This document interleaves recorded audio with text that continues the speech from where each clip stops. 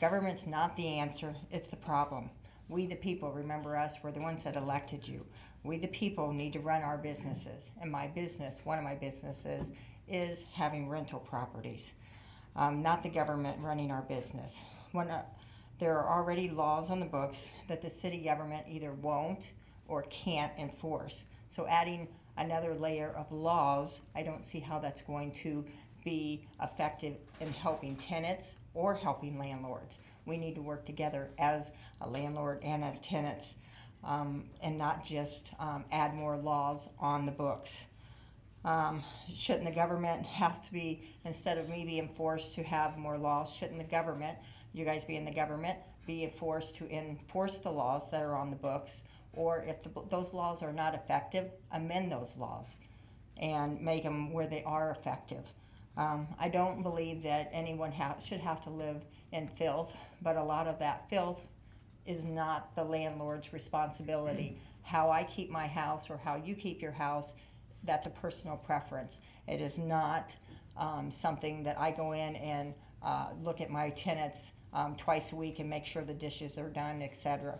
So a lot of this has to be put back on the tenants of if it's filth, okay? I grew up very poor, but we didn't live dirty, okay? We were poor, but our house was clean. My concern is that Quincy is putting the cart before the horse. We started this conversation with voluntary rental registration. It is now expanded into inspections, licensing, and enforcement. Before creating another government program, define the problem and prove the proposed solution addresses it. From 2018 through 2025, we've been told 139 housing complaints resulted in inspections and 131 resulted in violations, roughly 94%.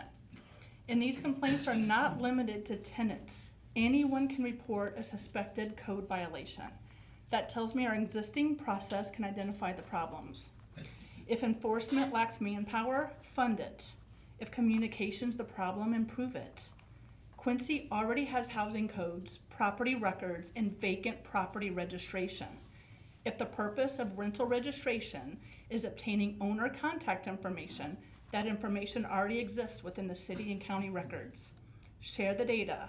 Don't build another database. Another database means administration, staff time, enforcement, equipment, and expense. Work smarter with what the taxpayers already fund. We also need to ask the obvious question.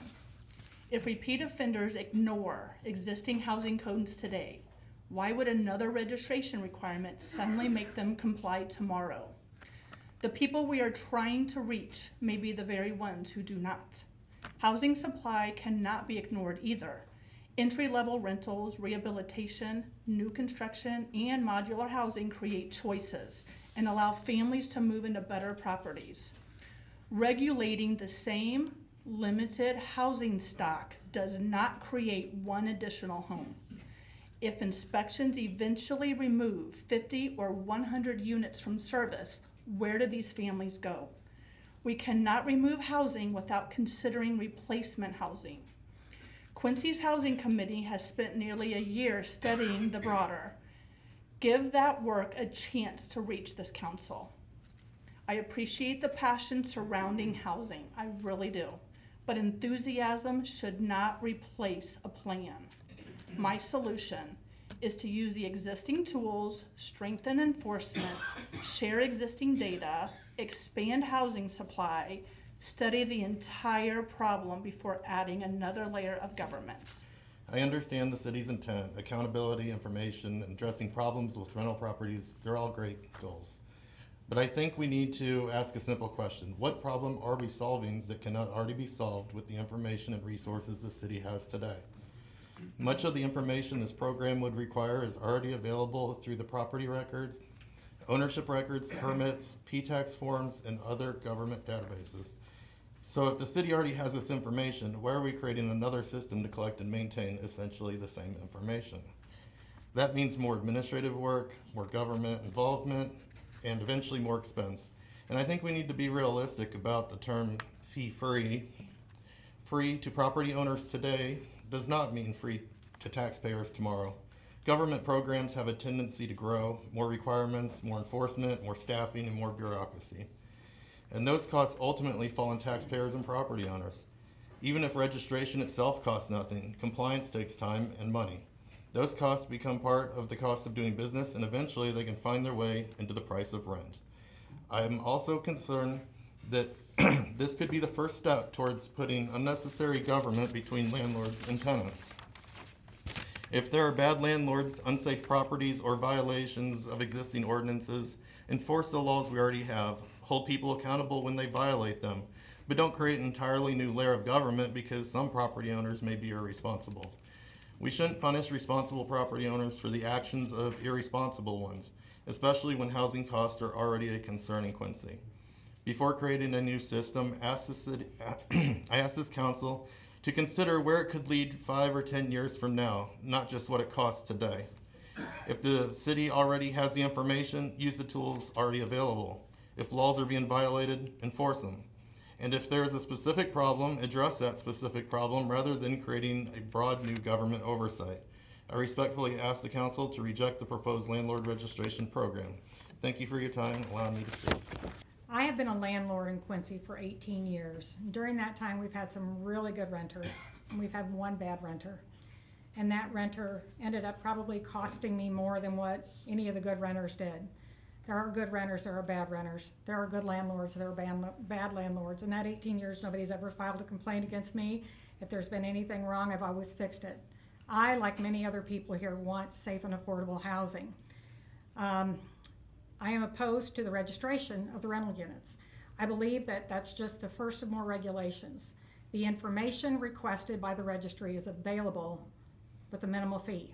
Yes, it would take a little work, there'd be some cost and a little bit of information to have it all. You guys have it all right there. Once that is done, then let's start enforcing the ordinances and laws that are in place. We've heard it, I've heard it many times before, that somebody has filed a complaint and nothing is done. I just think that's where we need to go. Why reinvent the wheel? Why cause more work? In my opinion, more government never makes our lives better. I'm gonna make this short and sweet. You guys who are serious about this problem know who the 3 or 4 slumlords are in this town. You guys know. Enough of this bull crap. Do something about the 3 or 4 bad parties. Vote no. Thank you. I am a third-generation landlord. My grandparents owned a owner-occupied duplex back in the 40s, 50s, and 60s. My parents owned multi-apartment buildings with many units and then single-family houses, which I have now taken over with commercial property and farm ground. With this registration being brought back to the table again, I believe the city has the information needed with ordinance and regulations on the books for 30, 40, 50 years or so. Just implement the regulations and ordinances you have. You know the slumlords and the properties that are causing so many issues for the city. Address these issues with these people. Thank you. President of the Quincy Landlords Rental Association. I'm speaking on behalf of that organization tonight. There are other property owners here this evening that may be members of the association that are speaking on behalf of themselves and their rental properties. They are not speaking on behalf of QLRA, just to make that clear. In preparation for this, I spent 20 minutes last Thursday asking ChatGPT to compile a list of non-owner occupied residences along with the owners and contact information. Within that same 20 minutes, I called the water department and a title company to obtain documents. That stack of papers is 4,730 names with full contact information on 123 pages of paper. The list would not populate phone numbers because they're not public information. However, both the city and county have that information, and I'm sure they're able to produce a comprehensive spreadsheet. There are also blank copies of,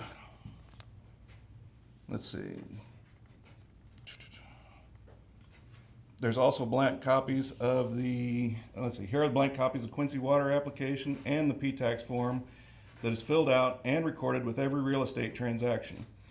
Both forms require the name and phone numbers of both buyers and sellers.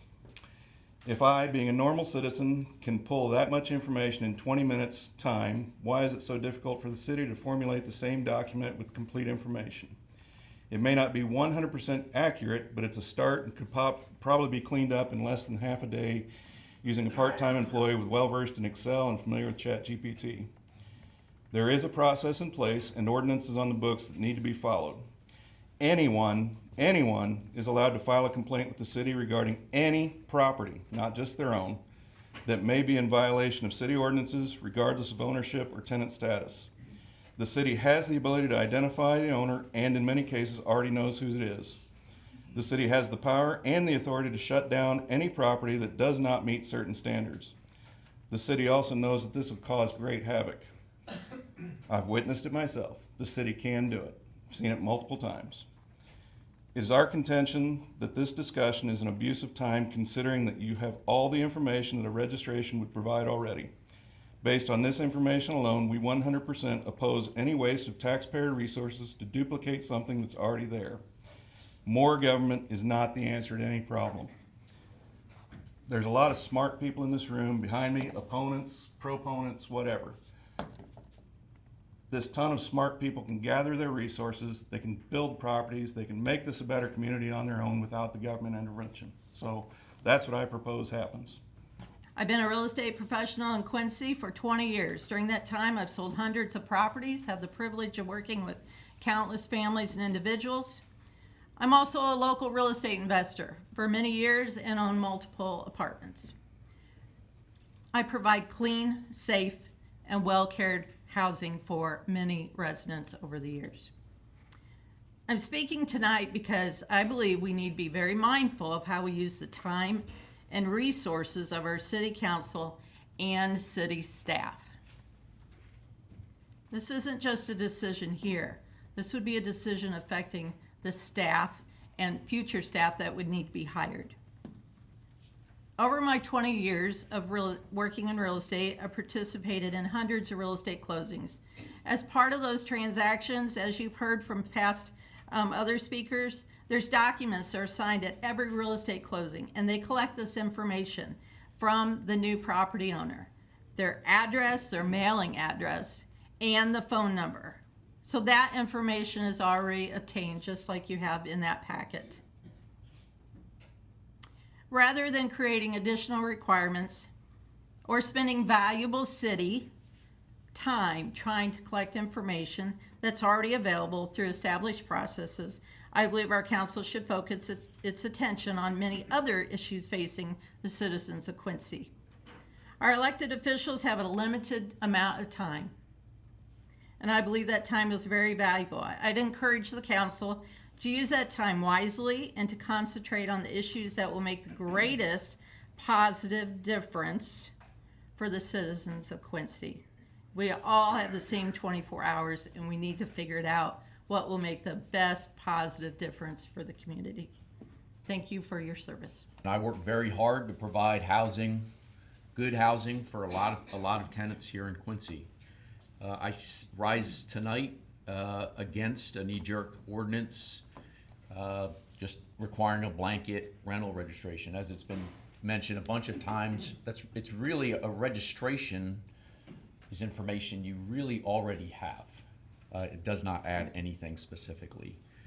In principle, I'm not against a registration. There's really not a cost to it. I was part of, years ago, when Mayor Trout had this council up here. I think a lot of you all were here. I sat right here for a summer. I think it was 2021 maybe or something like that. And we came up with what would be considered a grand bargain involving a registration. That was not passed. It also had several other aspects. Requirement for insurance, which if you think about has real impact. And it also required a supermajority to evolve that into an inspection program with fees and costs, et cetera.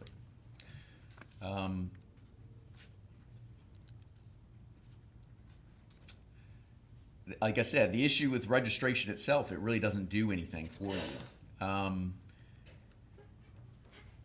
I've also been part of this strategic housing committee, and we've done some real work over this year. I would tell you I do have a frustration in that these topics really we have not fleshed out, and we should have. or should be. Having real debate. We have the people in the room to do that. So I can definitely understand the frustration with the folks that are pushing for additional regulation because we really have not pushed some of the things forward. Takes time, obviously it does. I've stood up here a bunch of times and have told you all, in my opinion, as a provider of housing, we have a housing shortage in Quincy. That is 100% correct. But I will tell you, we have a landlord shortage in Quincy. A lot of landlords in Quincy are aging out. And those are the ones we're providing derelict housing in Quincy. I've purchased properties from those folks, totally rebuilt the house essentially. That's where your real problems are. So it's been mentioned before, you kind of know where the issues are. The system really has to hammer down on focusing on where the derelict is. If you're gonna add additional regulation to bring everybody else in, it's probably not gonna solve the problem. Thank you. It creates an unnecessary burden for the owners who are compliant, and it does nothing to address the owners who are creating the problems. There are many non-compliant owner-occupied homes. If we're going to talk about safety, we need to talk about all of our housing. Often because people have disabilities, or getting older, some of us as we get older find it harder to do some of the maintenance. Or people who are living in poverty don't have the funds. They don't have the skill or the motivation to clean up or repair their properties. Other communities have chosen to identify critical blocks or neighborhoods where this is a big problem, and then have created proactive partnering programs where owners and community members help to bring all the homes in an area into compliance. This model addresses housing in a specific area, whether it is owner-occupied or rented. This is just one example showing that there are other impactful options to consider besides the one on the table. At a time when there's a critical housing shortage, it makes more sense to support community-led efforts to enhance problem solvings with owners, service providers, and consumers. The United Way Community Building Council is one good example of that. The creation of the City Task Force also allows the opportunity for identification of critical needs and developing effective strategies to address them. Muddy River News. Our home, our news.